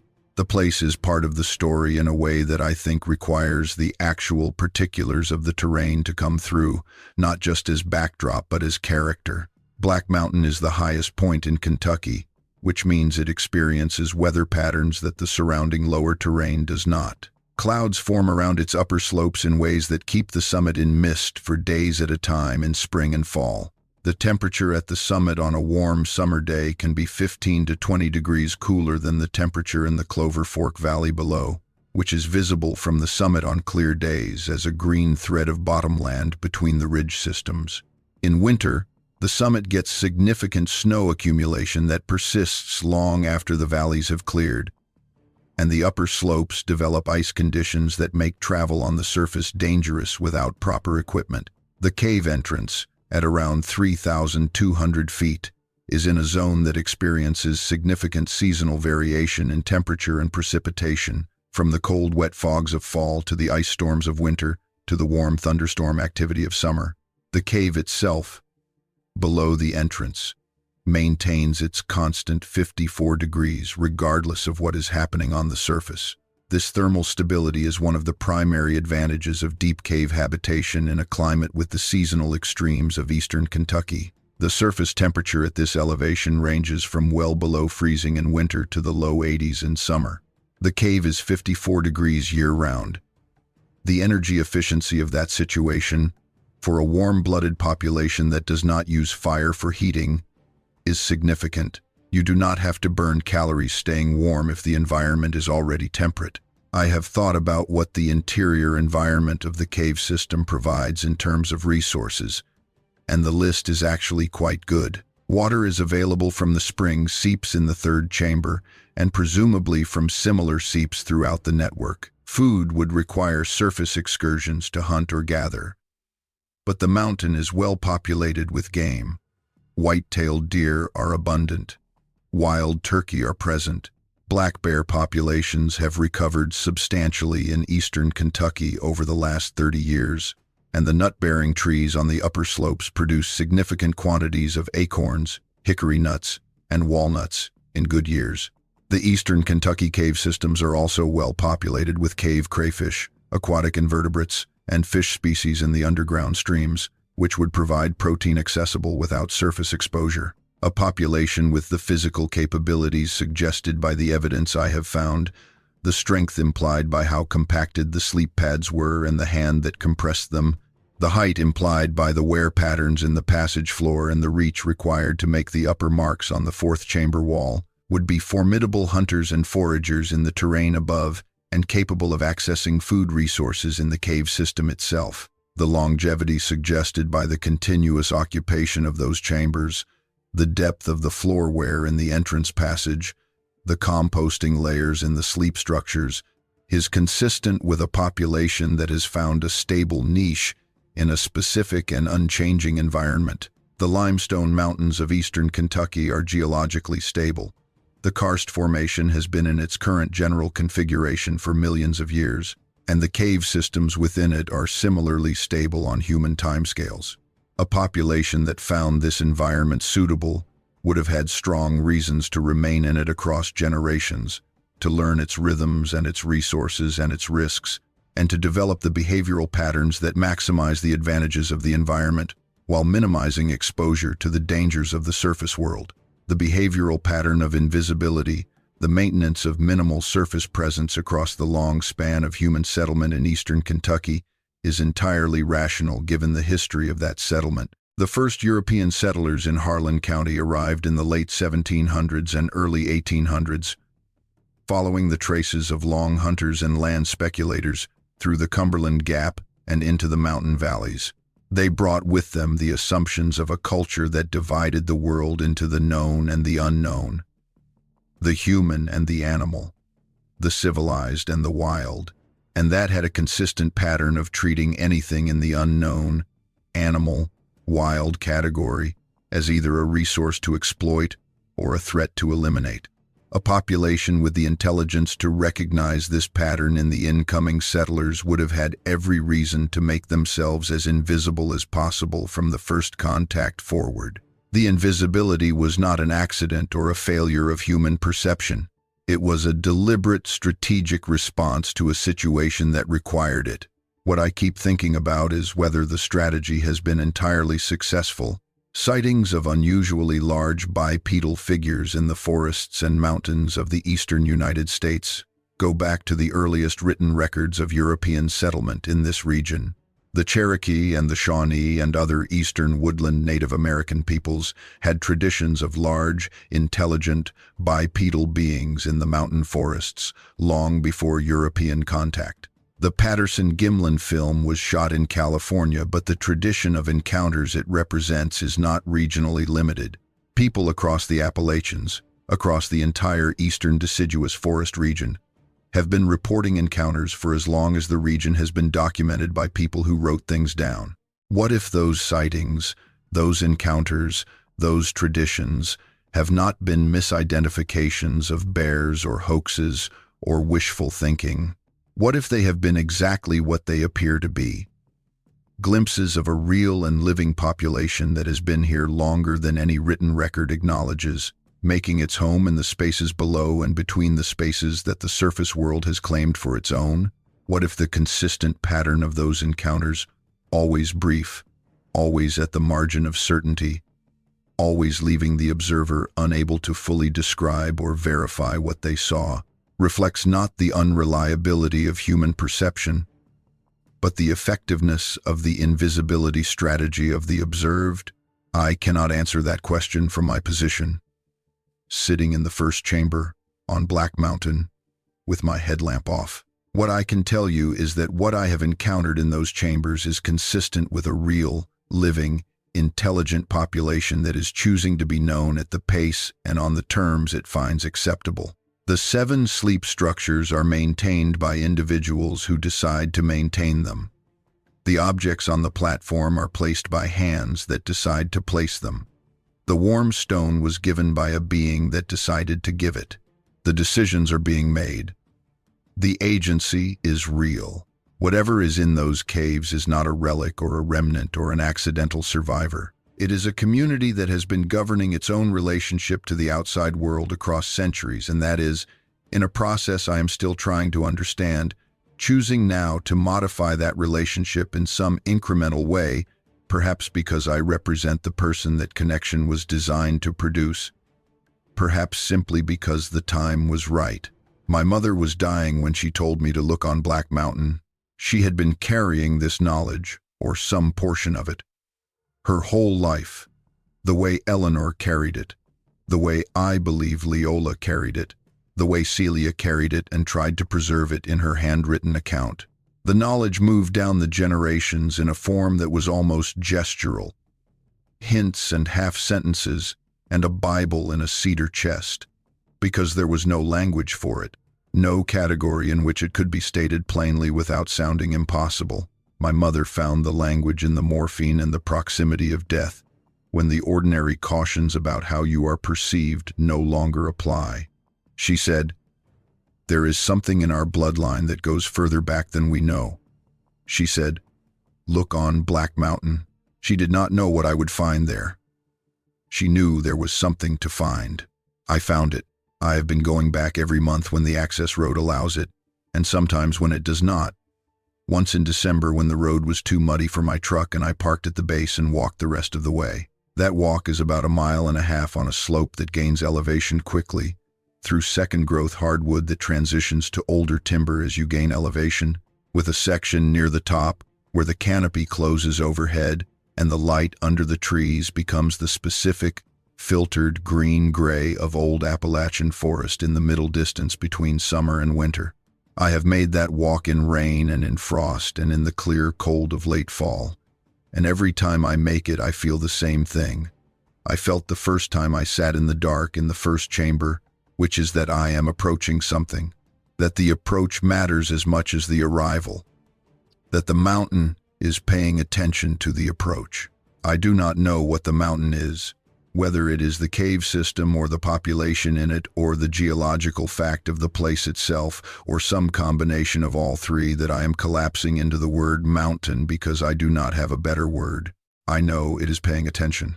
I know the attention has been there for a long time, longer than my family has been on this land, longer than the settlement has been in the valley. I know that attention is not threatening, that in 9 months of visits, nothing has happened to me except the exchange of objects and the sound of breathing in the dark and the sense of a presence that has chosen, on its own terms, to be in the same room with me. That is the full account of what I know from direct experience. What I believe, beyond the direct experience, is that the mountain and what is in it represents a form of continuity that the surface world has been losing for a long time. I am 67 years old and I have lived through the end of the coal economy in eastern Kentucky, which has meant the end of communities, the end of the particular way of life that the county had built across 100 years of the mining industry. I have watched towns shrink and schools close and young people leave for the cities and not come back. I have watched the forest grow back where the strip mines pulled back, which is good. But I have also watched the context of a human community dissolve in ways that are harder to explain and harder to watch than the economic causes. The mountain has been here through all of that. The limestone under the mountain has been here through things that make all of that look like a long afternoon. And whatever is in the limestone has been here through enough of human history to have developed the one attitude toward it that makes complete sense, which is patience. I am trying to learn patience from whatever is in those caves. I am not naturally a patient person. 31 years of land surveying required precision and attention, but it did not require patience in the deepest sense, the willingness to let time do what time does and to accept what comes from that acceptance. The conversations in the first chamber are teaching me patience in a way that nothing else in my life has.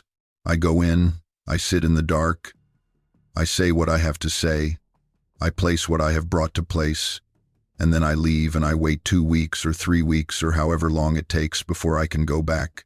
I come back and I find what was left for me. The time between the visits is not empty time. It is time in which I think about what I found and what I left and what the exchange might mean.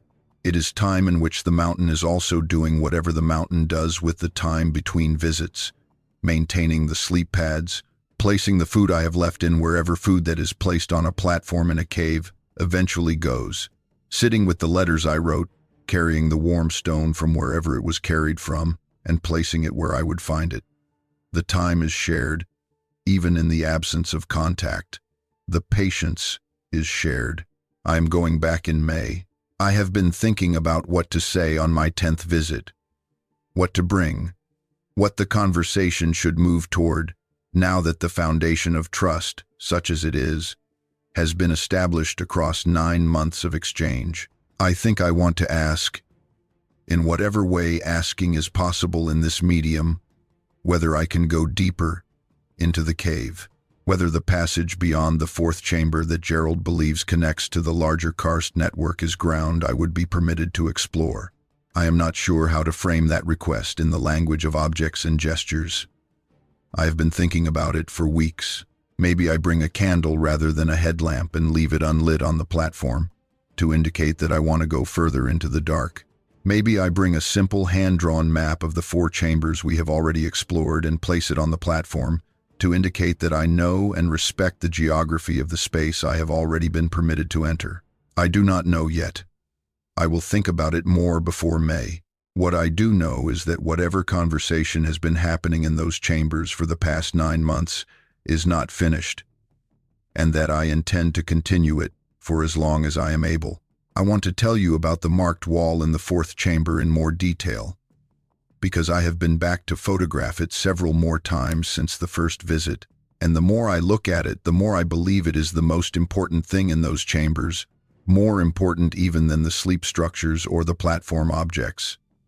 Because the sleep structures and the objects tell me about the practical life of the people in those caves, but the marked wall tells me about their inner life, their relationship to time and to record, to the idea that something should be preserved and passed forward. The marks on the wall span an area about 6 feet wide and 4 feet high, as I described before. Gerald's photograph, taken with a proper camera and good lighting, shows the pattern with more clarity than I can convey in words. The horizontal lines are evenly spaced at intervals of approximately 2 inches, which means they stack up in pairs and groups in a way that the eye can parse as a sequence. If you look at the marks from the left side of the wall, as though reading a page, there is a clear left to right, top to bottom organization to them. Gerald counted 42 horizontal lines in the main section of the pattern, and there is a second section to the right of the main one, separated by a clear gap that has an additional 11 lines for a total of 53 rows. The diagonal marks between the horizontal lines follow a pattern. In the main section, the diagonals vary in number from row to row, ranging from 1 to 8 marks per row, and the sequence of numbers has a rhythm to it that I have spent considerable time trying to decode.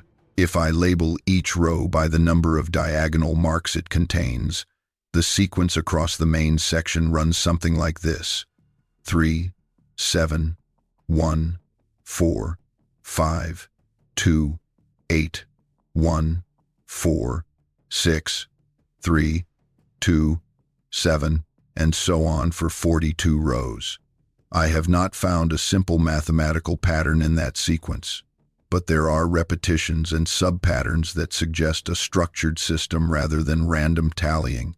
I have been reading about ancient marking systems since I started trying to understand the wall, and what I have found is that there is a substantial body of research on similar abstract marking systems from the Upper Paleolithic period of human history, the period roughly 40,000 to 12,000 years ago when anatomically modern humans in Europe were producing cave art and portable art objects. Some researchers have argued that certain patterns of marks found on bone tools and cave walls from this period represent early forms of notation systems, possibly tracking lunar cycles or other natural periodicities. The marks I have photographed do not look like lunar calendars. The numbers are wrong for that. But the organizational principle, horizontal baseline lines with varying numbers of secondary marks between them, is similar enough to the notational systems described in the archaeological literature that I think a specialist in prehistoric notation would have an immediate response to the photographs. I have not yet contacted a specialist in prehistoric notation. This is part of what I have been discussing with Gerald about the pacing of the investigation, the question of when and how to bring additional experts into contact with the evidence. The fourth chamber wall is the piece of evidence that I think requires the most careful handling because its authenticity and its context are inseparable, and the context is precisely what I am most anxious to protect. A specialist who examined photographs of those marks without knowing where they came from, without understanding the full context of the cave and its occupants, would make determinations based on the technical characteristics of the marks alone. Those determinations might be useful, but they would be incomplete, and they might set off a chain of responses, institutional and academic and eventually media, that I cannot control. What I want, and what I have been working toward, is a form of engagement with the scientific and academic world that allows the full context to be understood before any single element of the evidence is removed from that context. I do not know if that kind of engagement is possible in the current landscape of academic incentives and media attention and legal frameworks. I suspect it is difficult, but I believe it is necessary, and I am going to work toward it for as long as I have the ability to do so. What I can tell you, from my own observation of the wall across multiple visits, is that the pattern does not appear to be finished. The lower right section of the main grouping trails off in a way that feels like continuation rather than conclusion, the marks becoming slightly less regular and the spacing slightly less precise, as though the person or persons who made them were still in the process of making them when something intervened. The section to the right of the gap, the 11 additional horizontal lines with their own pattern of diagonal marks, is differently styled from the main section in subtle ways, the line weight slightly heavier, the diagonal marks slightly longer, as though made by a different hand or at a different time. Gerald noticed this on his first examination of the photographs and said it was consistent with a continuing practice, a record being maintained and added to rather than a single finished document. If the wall is a record that has been maintained over time, the question of what it records becomes urgent. A record that spans multiple contributors and has been continuously updated is a living document, not a relic. It is a form of communication across generations within the community and the chambers, a way of passing information forward in time in a permanent medium that will outlast any individual contributor. The parallel with Celia's account, written in the back of a Bible and placed where it could be found by someone who came after her, is not lost on me. Both are attempts to make information permanent. Both are addressed to someone who does not yet exist at the time of the writing. The difference is only one of medium. I have been thinking about whether I should add a mark to the wall, not to intrude on what is already there, not to place my contribution alongside theirs without permission, but as a gesture, a way of saying that I understand the purpose of what they have made and that I am part of the lineage of people who have cared about making things permanent. I have not done it. I have been sitting with the idea for several months. Maybe in May, when I go back, I will ask permission in whatever way is available to ask permission in the language we are developing together. Maybe not. Maybe it is enough to understand the wall without touching it. Celia probably felt that way about the Bible she tucked her account into, that the act of putting the words on the page was sufficient, that she did not need to sign her name on the cover or announce herself to whoever would eventually find it. The act of preservation was the act of communication. The preservation itself was the mark. Let me tell you about what the approach to the mountain feels like in different seasons, because I think the physical experience of going to a place over many months across the turn of the year is part of what makes you understand it, and I want you to understand it as well as I can help you to. In early spring, when I first went up after my mother died, the approach is through mud and new green, the second growth hardwood putting out the first tentative leaves in pale green and yellow green, the understory shrubs blooming before the canopy closes above them, redbud and serviceberry in the lower elevations, giving way to trillium and bloodroot on the shaded limestone outcrops as you gain height. The mountain in early spring smells of wet earth and leaf mold, and the specific green smell of new growth pushing through old debris. The cave entrance, when you finally reach it, exhales cold air into the warm spring afternoon in a way that is startling every time, even when you are expecting it. The cold comes out of the mountain like a breath. In summer, the approach is through heavy shade. The canopy closes over completely by late May, and from the parking area at the boundary through the last stretch of the climb, you are moving through a tunnel of green. The air under the summer canopy at this elevation is cooler than the valley by 15 degrees or more, and the light is that particular filtered forest light that makes everything look like it is in the early morning even at noon. Insects are active in summer, and the birds are calling, and the mountain sounds entirely different from its winter self. The cave entrance in summer is particularly striking because the cold air coming out of it meets the warm, humid summer air of the slope and creates a visible vapor plume in the right conditions, a ghost exhaled from the stone. In fall, the mountain is at its most dramatic in terms of visual spectacle, the sugar maples and the red oaks turning across the upper slopes in the particular combination of red and orange and gold that eastern Kentucky hardwood forest produces.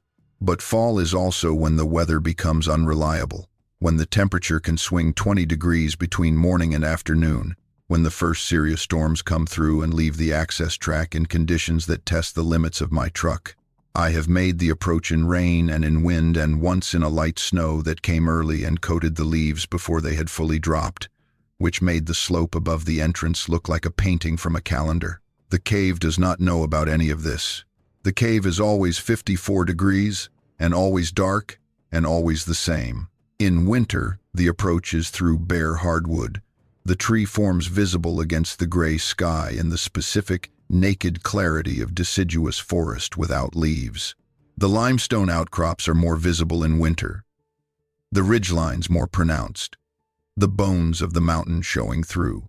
Winter is when I feel most strongly the presence of the mountain as a geological fact, as a mass of compressed ancient seabed that has been here for 300 million years, and will be here after everything I know has been forgotten.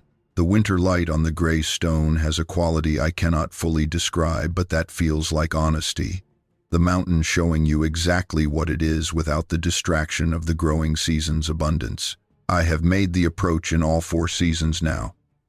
And in each season the approach teaches me the same thing slightly differently, which is that the mountain is not merely the backdrop for what is happening in it, but an active participant in it. The cold air, the darkness, the geological stability, the water in the limestone, the acoustic properties of the chambers. All of these are conditions of possibility for what has happened there. The population that has been living in those chambers did not simply find a convenient hiding place. They found an environment that suited them, that matched their capacities, that provided what they needed and protected what they needed to protect. The mountain offered itself, and they took the offer, and they have been honoring it for longer than any other relationship in this county's history. I think about what it means to honor a place. I have spent my professional life in a practice, land surveying, that is fundamentally about defining and measuring and documenting places, turning the physical world into legal description. A survey is an act of possession in the most literal sense. It draws the line between mine and yours. It establishes what belongs to whom and on what terms. That is a necessary and useful thing in the context of human society as it is organized. But it leaves out the deeper question of what belonging means, not in the legal sense, but in the sense of what it means to be of a place, to owe something to a place that precedes any legal claim you have on it. The Huff family has held our parcel on Black Mountain since the late 19th century. 40-some acres of steep timber and broken ledge. We have not farmed it or logged it or mined it or built on it. We have simply held it. I used to think of that as a kind of passivity, an inherited responsibility that had never been properly discharged in any productive direction. Now I think of it differently. Now I think we were holding it for exactly this purpose. The purpose of being the landowners at the moment when the connection that Dessa established could be renewed from our end. Whether anyone in my family understood this consciously, whether my mother understood it in any specific way when she paid the property taxes on those acres every year and declined to sell them when a timber company made an offer in the 1980s, I do not know. But the effect is what it is. The land was held, and the cave was left undisturbed. And here I am, 67 years old, sitting in the dark, in the first chamber, once a month, talking to the mountain. I do not know if there is anything left to say that I have not already said. The story is still happening. The conversation is still ongoing. The professor in Lexington is still running her analyses. Gerald is still being patient, more patient than he told me he would be, which I think means he is also still processing what we found and not ready to hand it off to an institutional process that might move faster than he is comfortable with. The 2 objects on my study shelf catch the light from the window in the morning, and I look at them and think about what they mean, which is something I will probably be thinking about for the rest of my life. What I know, in the simplest terms I can manage after 14 months of looking, is this. They never left these mountains. They have been here, in the limestone below the surface, for longer than the settlement has been in the valley, longer than the county has existed, longer than this state has existed.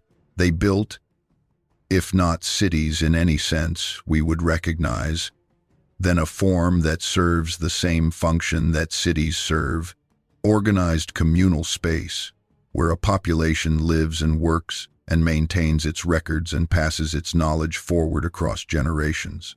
They built it in the dark, below a mountain that has protected them, in a country whose surface world has never known they were there. And in 1872, one of them came down from the mountain into the settlement, and the connection she established has been running through my family line for 5 generations, and now I am on the land, and I have found the cave, and I am sitting in the dark, learning the language of warm stones and pine cones.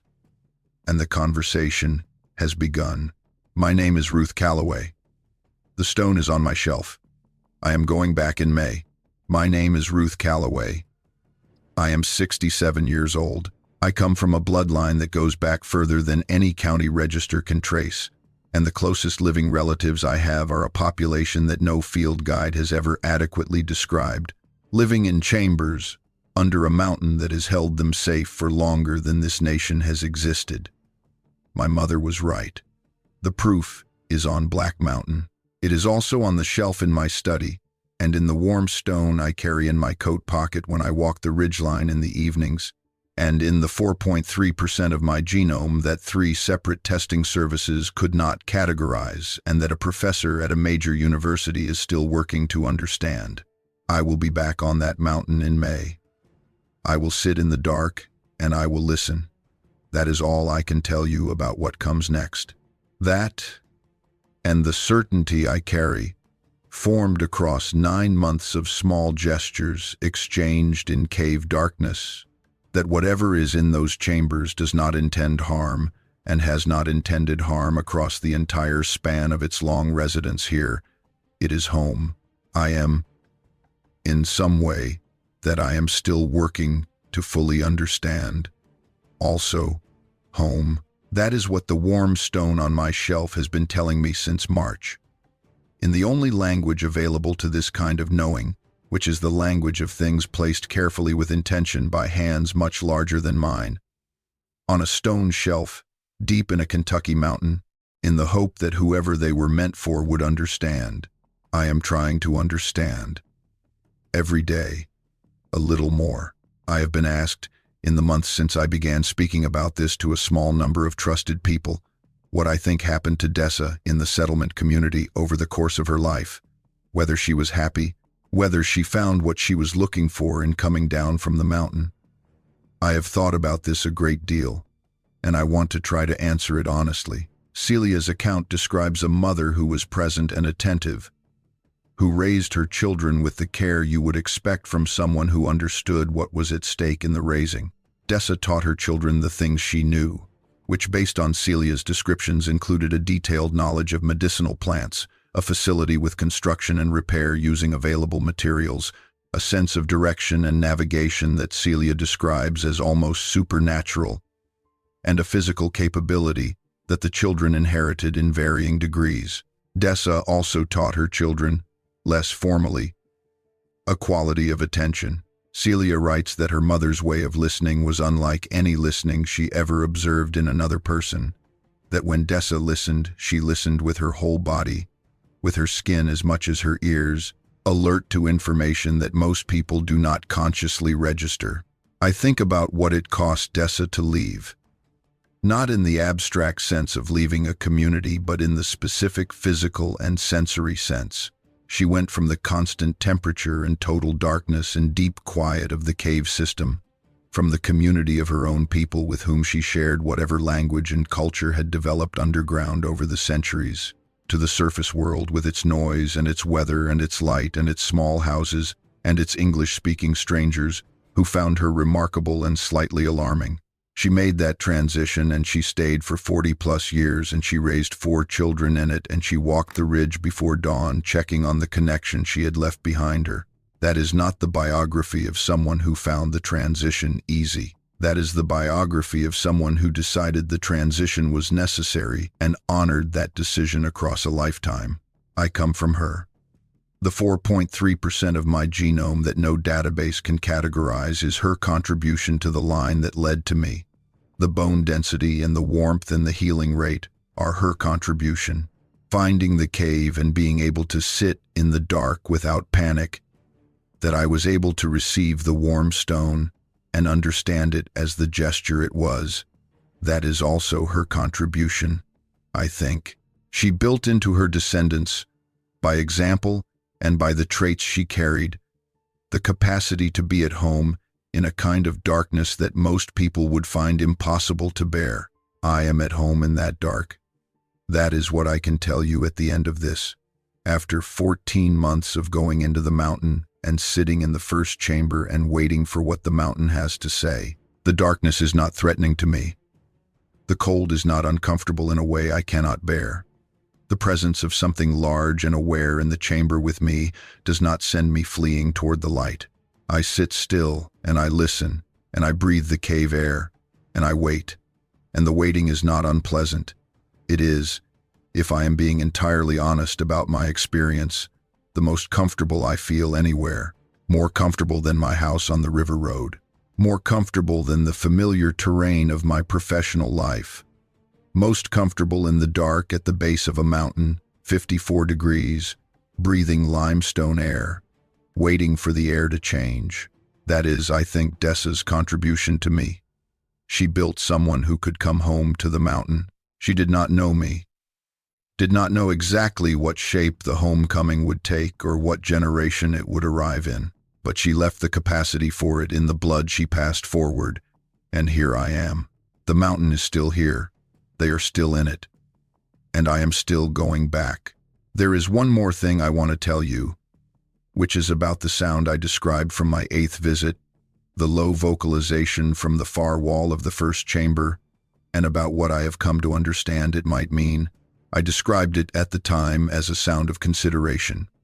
But I have been listening to recordings in the months since, recordings that researchers have collected in various locations across the Appalachian region and the Pacific Northwest, recordings that are typically filed under the label of unknown primate or unclassified vocalization in the databases where researchers who study these things have been collecting them for decades. I am not a sound analyst, and I cannot make technical claims about frequency or spectrographic signature. What I can tell you is that when I played certain of those recordings, the ones that come from the eastern woodland region, there was a quality in them that resonated with the memory of the sound I heard in the first chamber. Not identical.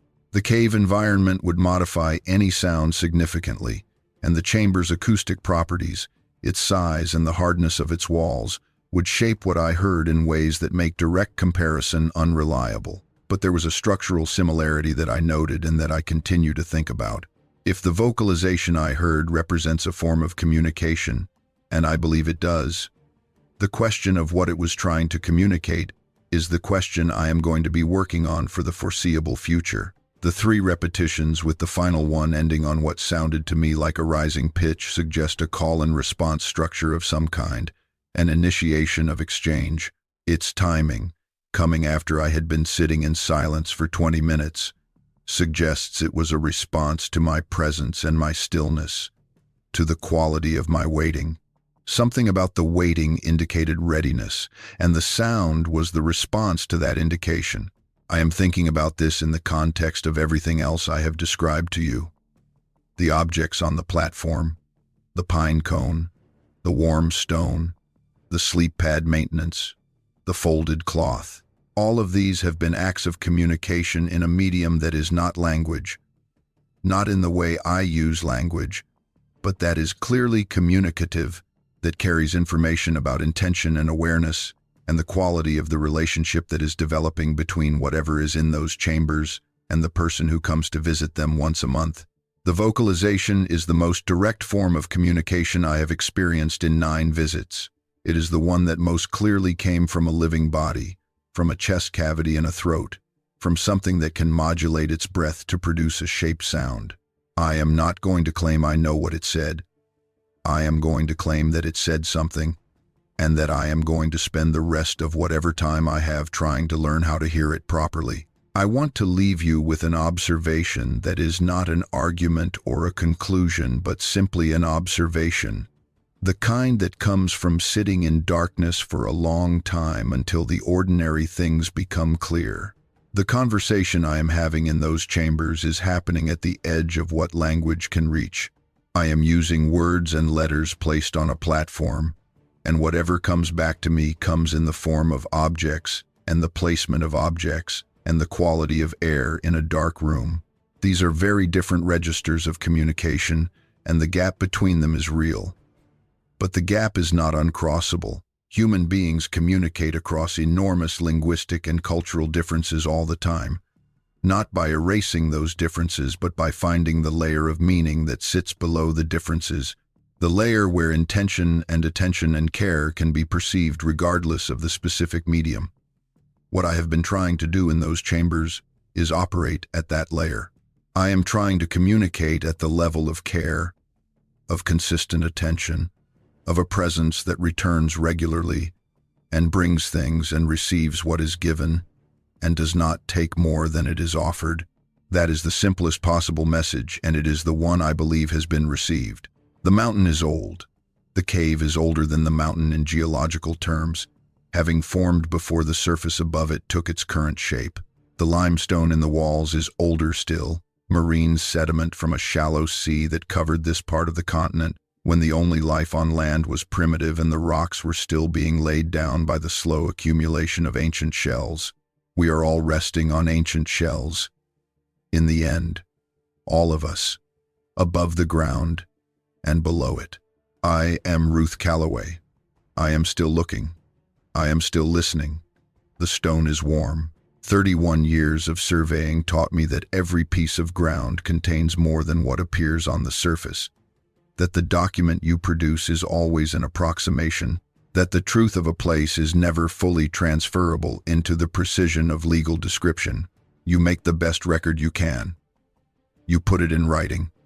You sign your name, and you understand that the place itself will outlast the record and that the record's value is not in replacing the place but in directing the attention of whoever comes after you toward what is worth attending to. This is my record. What is worth attending to is in the mountain. Go carefully, and be patient, and leave the light off for a little while. The dark will tell you more than the light ever could.